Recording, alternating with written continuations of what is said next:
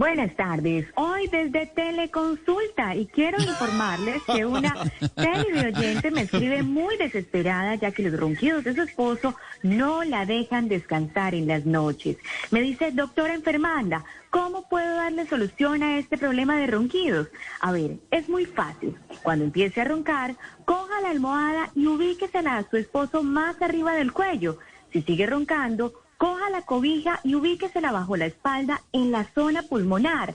Y si aún así sigue roncando, entonces coja la almohada y la cobija y váyase a dormir a la sala mejor y solucionado el problema. Bueno, tenemos muchas preguntas en el día de hoy a través de nuestras redes sociales. Recuerden que estoy resolviendo muchas inquietudes y en esta ocasión sobre la parálisis del sueño. Muchos expertos afirman que es un estado del cerebro cuando despierta sin activar la función muscular. Los creyentes dicen que es un espíritu maligno que se posa sobre nosotros. Así que este problema se puede combatir con unas pastillas de, atención por favor, papel y lápiz para quienes estén padeciendo este problema. ¿Están ahí todos, por favor? Va a toda velocidad. Estamos todos. Despacito, doctora, porque en Teleconsulta. Muy bien, si estamos en Teleconsulta, por favor, bueno, ¿me escuchan ahí perfectamente? Sí, muy perfecto. bien, sí, le están entrando muy bien. Atención. Si el problema es de la parálisis del sueño, por favor, se puede combatir con unas pastillas de, atención, ojo, insisto, no me cansaré de repetirlo. Cutupeto, culimbo, ¿están ahí todos? A ver, probando. En las teleconsultas se me enredan, ¿no? Culimbo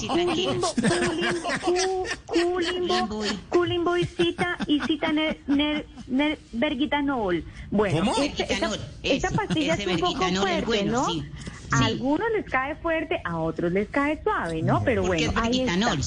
Exactamente, Ignorita, por supuesto. Entonces ahí está nuestra primera pastillita que les puede solucionar este problema. Bueno, o también tenemos un jarabe en el día de hoy. Claro que sí, Ignorita. Tenemos un jarabe a base de gualatucinomitalina, misalicitranosolina. Ese es nuestro segundo medicamento. No, muy rápido, me la repite, por favor. Despacito, un poquito.